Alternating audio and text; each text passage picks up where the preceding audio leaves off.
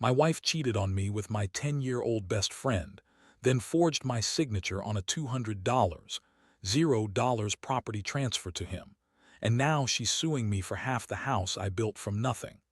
I never thought I'd be sitting here, writing this out, but life has a funny way of throwing the worst surprises at you when you least expect them.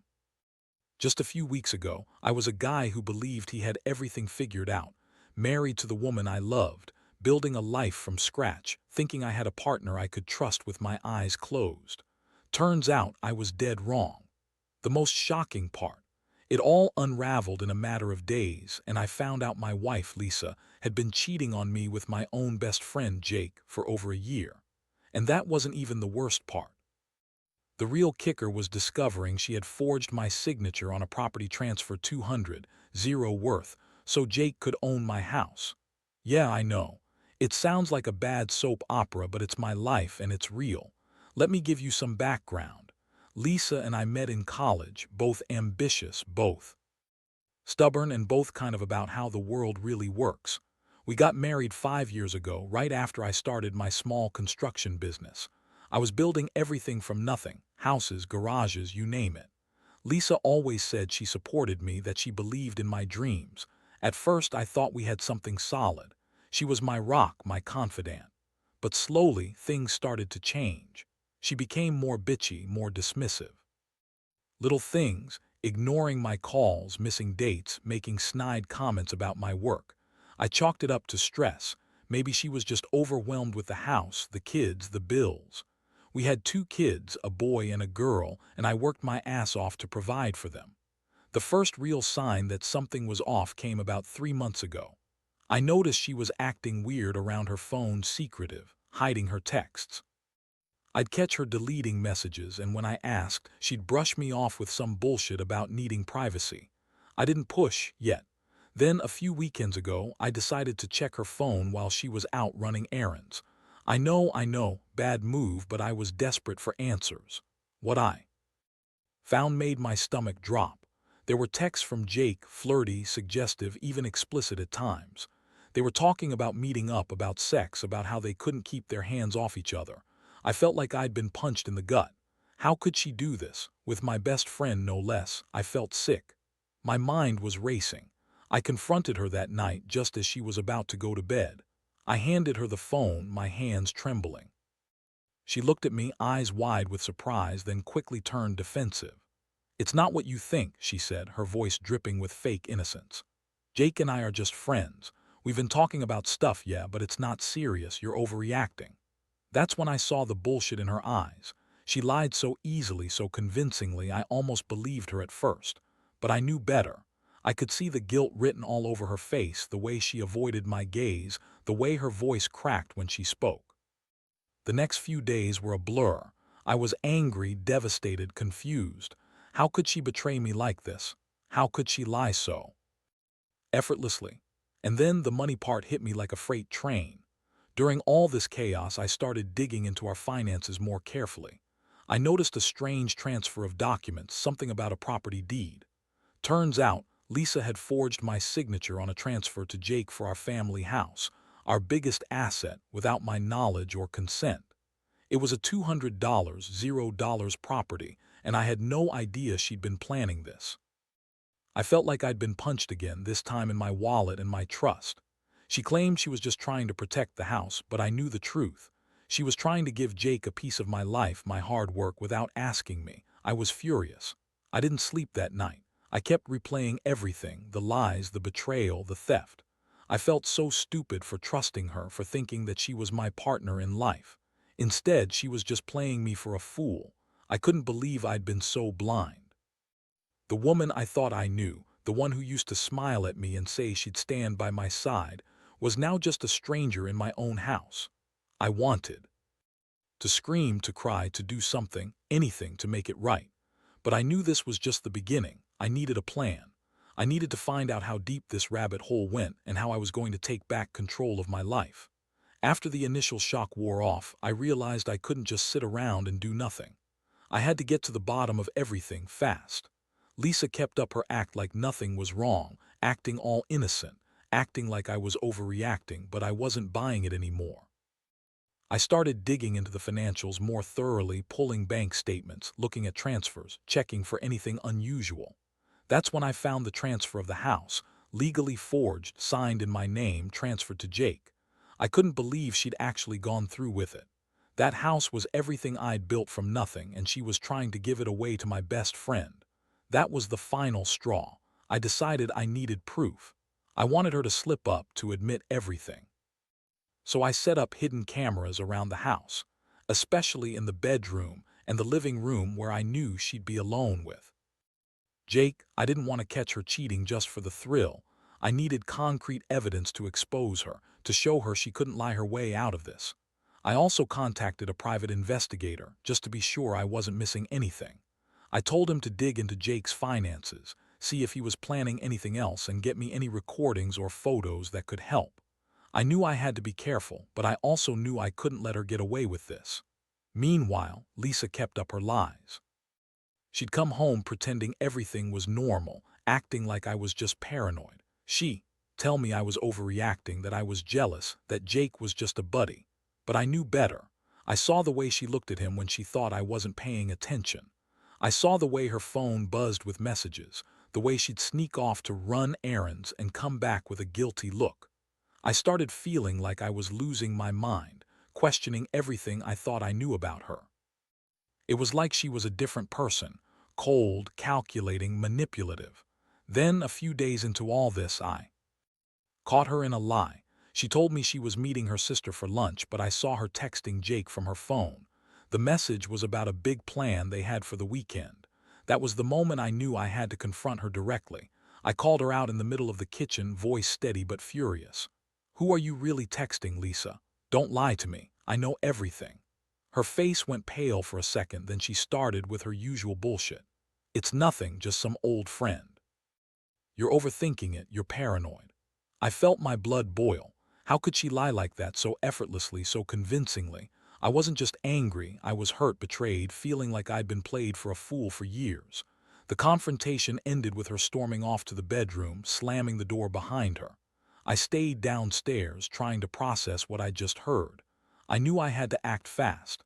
I couldn't let her keep playing me, keep pretending she was innocent.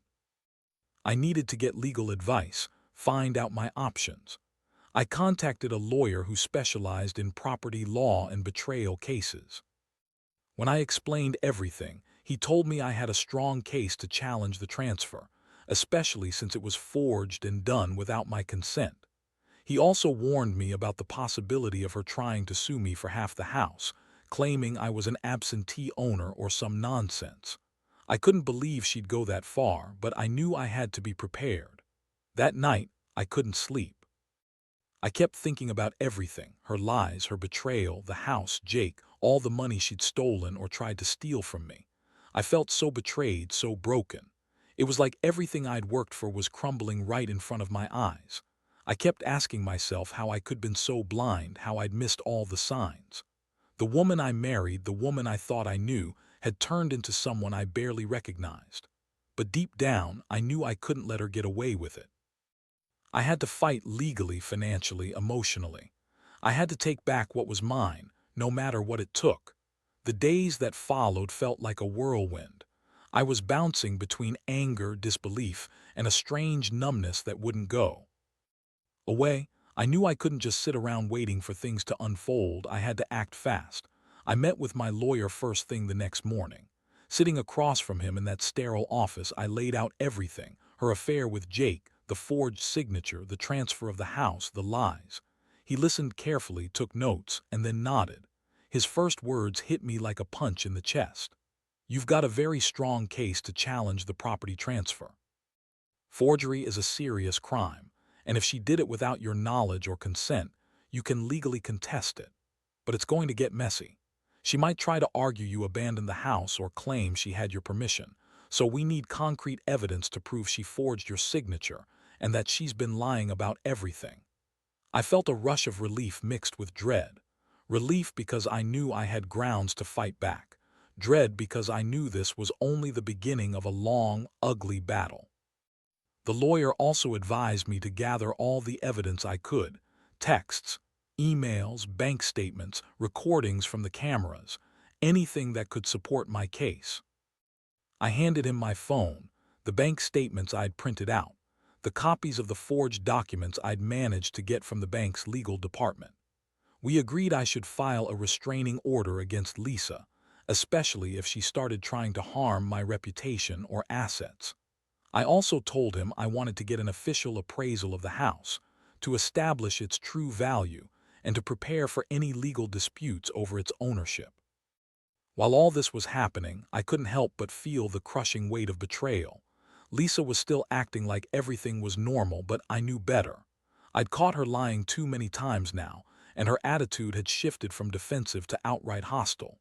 She started calling me paranoid, accusing me of going crazy, saying I was just jealous of Jake.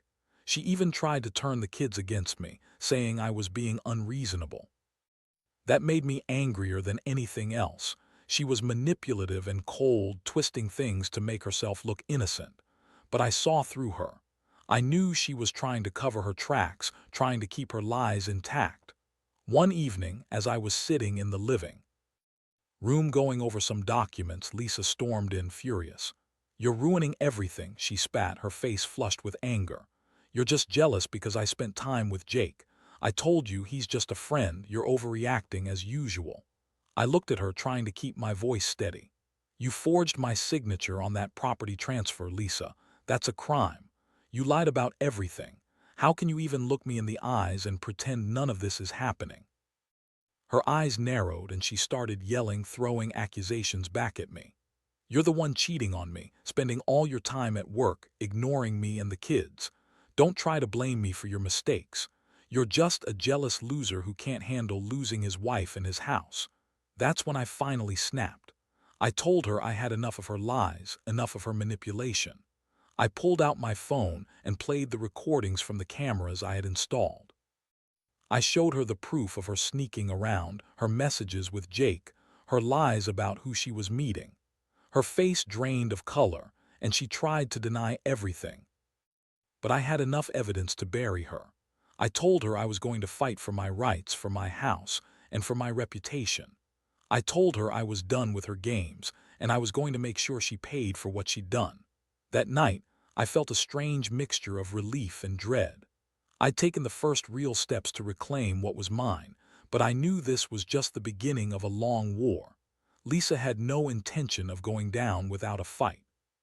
She started lawyer up, hired her own attorney, and declared she was entitled to half the house because she claimed she contributed to its value. That was a blatant lie. She'd never helped me build or pay for anything. She just sat around and manipulated. But she was good at spinning lies, and I knew she'd try to use every trick in the book. I also learned she had been secretly planning to leave with the kids, trying to take them to her sister's house out of state. That was the point I realized I had to act quickly. I filed for temporary custody and sought a court order to prevent her from leaving the state with the children. I couldn't lose them, not after everything. The thought of her taking them away, of losing my family, made my stomach turn. But I was determined. I wasn't going to let her destroy what little stability I had left. I had to fight for my rights, for my house, for my life. And I would. The courtroom battle started sooner than I expected. Lisa's lawyer was aggressive, claiming that I'd abandoned the house, that she had contributed significantly to its value by managing the household and raising the kids, and that her forged signature was just a misunderstanding. I sat there, listening to their lies, feeling my blood boil. I had the evidence, recordings, bank statements, the forged documents, and I knew I could prove her deception. But the legal fight was draining. Every day I felt like I was walking through a minefield, unsure of what new trap she'd set to trip me up. At the same time, Lisa's behavior grew even more manipulative. She started playing the victim, crying in court about how unfair I was being, how she was just trying to keep the family together. She claimed she had contributed to the house because she'd managed the renovations, paid some bills, and supported me while I was busy working. That was a load of crap. I built that house with my own sweat, my own money, from the ground up. She never helped with the actual construction or paid for anything substantial. But she knew how to spin the story, and the courts seemed to buy into her act at least partially. Meanwhile, I was fighting to keep custody of the kids. Lisa was trying to paint me as an unfit father, accusing me of neglect because I worked long hours. The truth was, I was working to provide for them, trying to give them a future. She, on the other hand, was more interested in Jake and her own schemes. When the custody hearing came, I laid everything out. Her affair, the forged documents, her lies, and begged the judge to consider the real facts. It was exhausting, but I knew I had to be relentless. The most shocking moment came during the court hearing when Lisa's lawyer presented some new evidence, a series of emails and texts she claimed proved I was emotionally unstable and neglectful. I was stunned. I never thought she'd stoop so low. I had to fight back hard, presenting my own evidence, showing her manipulative tactics, her affair, her attempt to steal my house. I made it clear I was fighting not just for the house, but for my reputation and my family. I told the court that Lisa's actions had crossed legal boundaries, that her forged signature, her lies, and her attempts to take the house and the kids were unacceptable. The judge finally ruled in my favor on some key points. She ordered Lisa to return the forged documents, acknowledged that the transfer was illegal, and granted me temporary custody of the kids. But the battle wasn't over. Lisa was furious, and she vowed to keep fighting. She hired a new lawyer, promising to appeal to push back harder. I knew I was in for a long fight, but I also knew I had to stay strong. I'd come this far, and I wasn't about to give up now. I had to protect my kids, my house, and my sanity. In the meantime, I started putting my life back together. I moved into a small apartment nearby, so I could keep an eye on everything. I kept the cameras rolling, kept detailed records of every interaction with Lisa, every new lie she tried to spin. I also began reaching out to friends and family, trying to get emotional support. It was hard to admit I'd been betrayed so completely, especially by someone I'd trusted with my whole heart. But I realized I wasn't alone. There were people who believed in me, who knew I didn't deserve this. Looking back, I see how naive I was to think that marriage meant trust, that love would conquer all.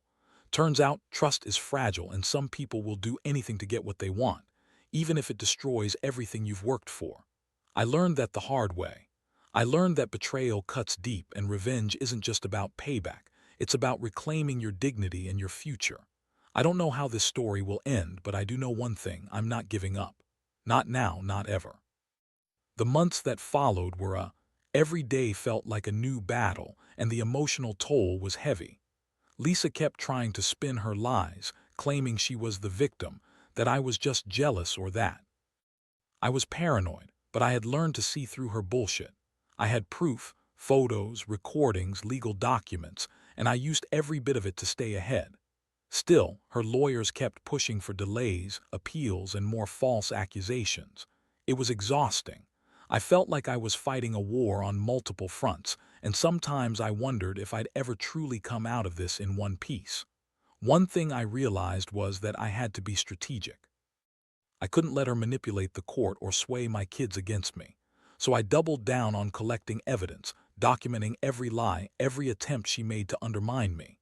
I also hired a private investigator again, just to keep tabs on her whereabouts and her interactions with Jake. Turns out she was still seeing him regularly, even after everything. That made me furious. How could she be so reckless, so selfish? I knew I couldn't let her keep doing this, not without consequences. Meanwhile, I started exploring my legal options more aggressively. I filed for a permanent injunction to prevent Lisa from selling or transferring any more property without my approval. I also sought full custody of the kids, arguing that her ongoing affair and her attempts to manipulate the court system showed she was unfit to parent. The judge finally scheduled a full custody hearing, and I prepared myself to lay everything out: her betrayal, her lies, her reckless behavior. I knew I had a strong case, especially with the evidence I'd collected, but I also understood that Lisa was a master manipulator and could spin things to her advantage. In the midst of all this, I also had to deal with the emotional fallout. The betrayal cut so deep it was hard to even breathe some days. I'd wake up feeling empty, wondering how I could have been so blind. I kept replaying the moments when I trusted her, when I believed in our future. Now I knew that trust was gone, shattered by her lies and her greed. I built that house with my own hands and she tried to steal it from me. The pain was almost unbearable, but I knew I had to stay strong for my kids, for myself. I couldn't let her win. One night I sat alone in my new apartment, staring at the wall, feeling more alone than ever. That's when I realized something. I was done being a victim. I was done letting her control my life. I decided to take control of my future, no matter how hard it would be. I started working even harder on my business, pushing to finish some projects I'd been neglecting. I also reached out to a therapist, something I'd avoided for too long, and started talking about everything. It helped, a little, but I knew I had a long road ahead. Looking back, I see how much I've grown through all this chaos. I've learned that some people will do anything for money, for power, even if it means destroying everything they claim to love. I've also learned that revenge isn't about hurting someone else. It's about reclaiming your dignity, your life, your peace of mind. I'm still fighting, still standing. And I don't plan to back down. I'll keep pushing, keep fighting for what's mine, my house, my kids, my future. Because after everything, I know one thing for sure. I'm not going to let her or anyone else steal what I've worked so hard for. Not anymore. Now, as I sit here reflecting on everything that's happened, I realize how much I've been through and how much I've learned. The betrayal was brutal, seeing the woman I loved turn into someone so cold, so manipulative, and so greedy. The betrayal by Jake, my supposed best friend, was a punch I didn't see coming. I thought I knew people, thought I could trust them with my life. Turns out, trust is fragile and some people are just waiting to exploit it. The legal battles, the emotional, they've taken a toll, but they also taught me resilience. I learned that you can't control other people's actions, but you can control how you respond. I fought hard to keep my house, to protect my kids, and to reclaim my life. Every setback, every lie she threw at me just made me more determined. I realized that revenge isn't about hurting her back. It's about making sure she can't hurt me anymore, about standing tall in the face of betrayal. I've also come to understand that money and property can be taken away in a moment, but your integrity, your dignity, that's what truly matters. I built that house with my own hands, and no one can take that away from me. The scars will always be there, but they serve as a reminder of how far I've come and how strong I am. I've learned to trust myself again, to believe in my own judgment, and to never let someone's lies define me. Today, I focus on healing. I see my kids smiling, playing in the yard I built, and I know I did the right thing. I may have lost some things along the way, but I gained clarity. I gained a new perspective. I understand that life is unpredictable and sometimes cruel, but it's also full of opportunities to rebuild, to grow, and to find happiness again. To anyone going through something similar, I'll say this: don't give up. Trust yourself. Gather your evidence. Fight for what's yours, but also don't lose sight of your own well-being. Sometimes, walking away is the strongest move you can make. And remember, betrayal says more about the betrayer than it ever does about you. Keep your head up, stay honest, and never let anyone steal your peace. Because in the end, the only thing that truly matters is your own integrity and the future you choose to build.